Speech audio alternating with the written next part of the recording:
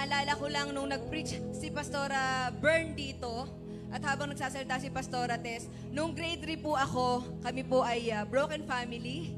Wala po akong tatay na kinalakihan. Usong-uso po nung grade 3 ako yung diphtheria. Alam niyo po ba yon? Yung puro singaw, yung buong katawan hanggang lalamunan. Ang nanay ko po ay Kristiyano. Pinalaki niya po kami sa paglalabat plancha. Ako rin po ay nananahi ng basahan. Nagkasakit po ako. Nung oras po na nagkasakit ako, nung panahon po na nagkasakit ako, yung mga kasabayan ko po mga bata, madami pong namatay.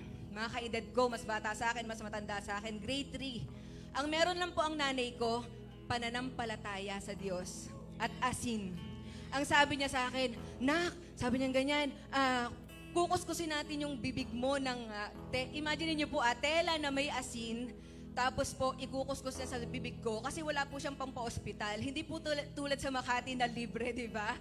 So, yung pong panahon na yon talagang sabi niya, bibigyan kita ng apple, pagkatapos nito, bibigyan kita ng chocolate. So, ako naman excited kasi hindi naman ako lagi nakakain nun. So, ang ginawa po niya, pagka-pray niya po, kinuskus, napakasakit po talaga.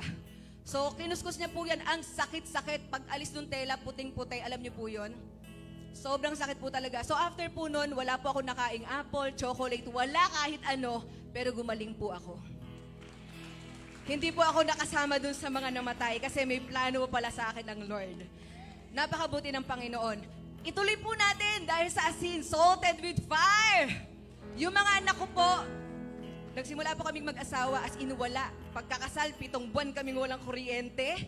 Pumapasok po yung mga anak ko sa NIES. Naging teacher po nila si Ma'am Dolgime.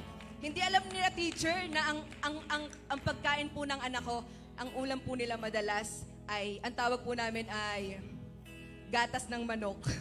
Mainit na tubig na may asin. Nabuhay po ang mga anak ko sa ganun.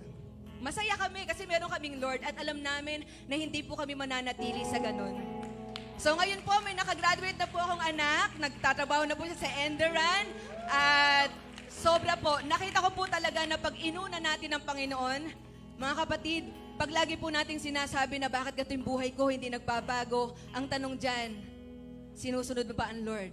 Seek ye first the kingdom of God and all these things shall be added unto you. Hindi sinabi ng Lord, naunahin mo ako anak, etong bagay lang na to bibigay ko sa'yo. Subukan mo ang Panginoon.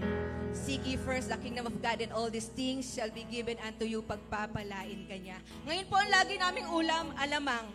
Alam niyo yung sausawan, kare-kare. Joke lang. So, ibig sabihin ang Lord, nile-level up ka niya. Kung naniniwala ka na ang Diyos na pinaglilingkuran mo ang may-ari ng langit at ng lupa, lahat ng bituin sa kalangitan pinangalanan niya, special sa kanya, ikaw, nilikha ka niya nung ika-6 na araw, kawangis niya, kamukha niya. Hindi kanya inimukha sa hayop kasi ang gusto niya, kamukha ka niya.